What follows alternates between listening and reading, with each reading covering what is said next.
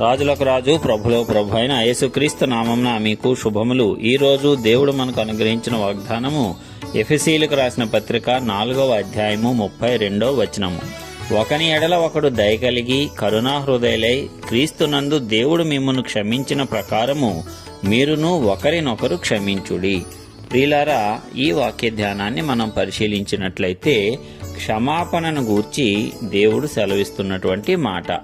ఒకని ఎడల ఒకడు దయ కలిగి ఉండాలంట, కరుణాహృదయులై క్రీస్తునందు దేవుడు మిమ్మును క్షమించిన ప్రకారము మీరును ఒకరినొకరు క్షమించుడి అని భక్తుడు వాక్యం ద్వారా మనకు సెలవిస్తున్నాడు. అంటే దేవుడే ఈ భక్తుని చేత ఈ వాక్యాన్ని మనకు తెలియజెప్తున్నాడు. ఎందుకంటే యేసయ్య మనందరినీ కూడా క్షమించాడు, మన పాపాలను క్షమించాడు. యేసయ్య ద్వారా తండ్రి కూడా మనలను క్షమించి అంగీకరించాడు. మరి యేసయ్య తండ్రితో మనలను సమాధానపరిచినప్పుడు మన యొక్క దోషములను పాపములను అన్నిటినీ కడిగివేసి క్షమించి మనలను నీతిమంతులుగాను పరిశుద్ధులుగాను చేశాడు. ఆ పక్షమున ఆయనతో పాటు మనము కూడా కుమారులు కుమార్తెలు అవటానికి ఆధిక్యతను యేసయ్య మనందరికీ కూడా అనుగ్రహించాడు. కాబట్టి మనము ఎలాగైతే దేవుని ద్వారా యేసుక్రీస్తునందు క్షమింపబడి ఉన్నామో, మన పాపములు ఎలాగూ క్షమింపబడి ఉన్నవో, మన దోషములు ఎలాగూ పరిహరింపబడి ఉన్నవో, మనము కూడా ఇతరులను అలాగ క్షమించాలి. దేవుడు ఎలాగ మన యందు జాలి చూపిస్తున్నాడో, ఎలాగ మన పట్ల దయ కలిగి ఉన్నాడో, మనము కూడా ఇతరుల పట్ల అదే రీతిగా జాలిని కలిగి ఉండాలి, దయను కలిగి ఉండాలి. మరి మనము క్షమించబడి ఇతరులు మన పట్ల అదే అపరాధము చేస్తే మనము వారిని శిక్షించే వారముగా ఉండకూడదు. నీవు ఏ పాపము చేసి ఏ దోషము చేసి దేవుడు నిన్ను క్షమించాలి అని దేవుని యొద్దకు వెళ్లి మొర్రపెట్టుకొంచున్నావో, నీ ఎడల తప్పిదము చేసిన వారిని కూడా ఆ రీతిగానే నీవు క్షమించవలసిన వాడవై ఉన్నావు. అది దేవుని నీతిని కనుపరుస్తుంది. నీవు ఎప్పుడైతే ఇతరులను క్షమిస్తున్నావో దేవుని యొక్క ప్రేమ నీలో ఉన్నట్టు, దేవుని యొక్క నీతి నీలో నిలిచి ఉన్నట్టు. అందుకే మనం ఎప్పుడూ కూడా దయగలిగిన హృదయము, కరుణ కలిగిన హృదయము కలిగి ఉండాలి. అవి యేసుక్రీస్తు యొక్క హృదయ లక్షణాలు.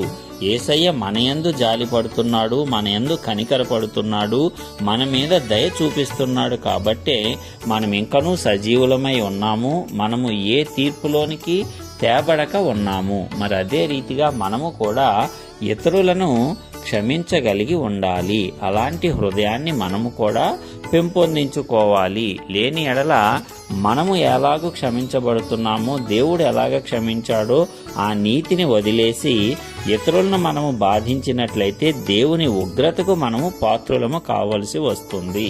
దేవుడు తాను మనలను ఎలాగూ ప్రేమించాడో అలాగే మనలను ఇతరులను ప్రేమించమని చెప్తున్నాడు.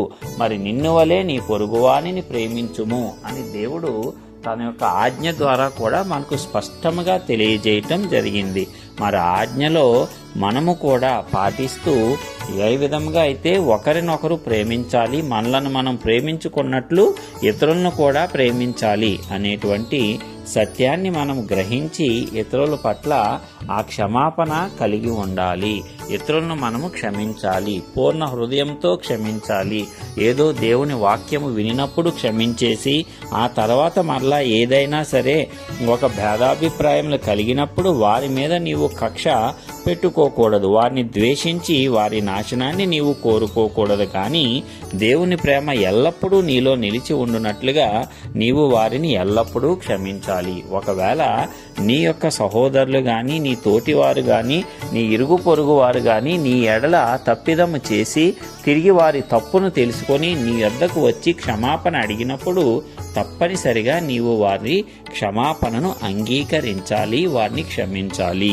నీ పూర్ణ హృదయంతో వారిని క్షమించాలి. దేవుడు కూడా మనము ప్రార్థన చేసినప్పుడు ఇక ఎన్నడూ నీ పాపములను జ్ఞాపకము చేసి కొనను అని ఎలాగూ అంటాడో, మనము కూడా ఇతరులు మనకు చేసిన అన్యాయములను గాని, అక్రమాలను గాని, వారు చేసిన దోషములను గాని ఇక ఎన్నడూ మనము తలంచకూడదు. ఒక్కసారి వారిని క్షమించామంటే ఇంకా ఎన్నడూ కూడా వాటిని జ్ఞాపకము చేసుకోకూడదు. ఈ రీతిగా దేవుని యొక్క క్షమాపణ గుణాన్ని మనము కూడా కలిగి ఉండాలి.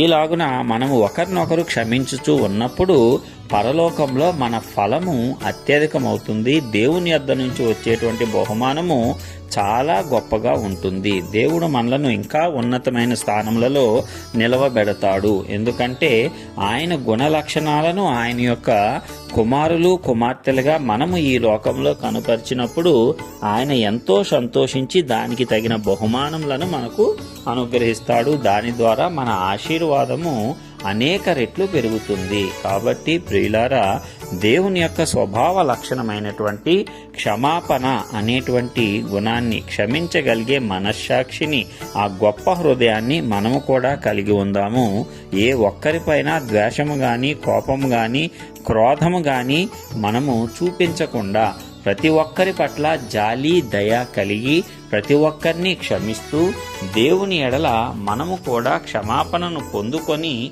నిత్యము ఆశీర్వదింపబడటానికి ఆ పరిశుద్ధాత్మ దేవుడు క్షమాపణ గల హృదయాన్ని మనందరికీ అనుగ్రహించాలని నజరేయుడైన యేసు నామమున ప్రార్థించుచున్నాను. ఆమేన్.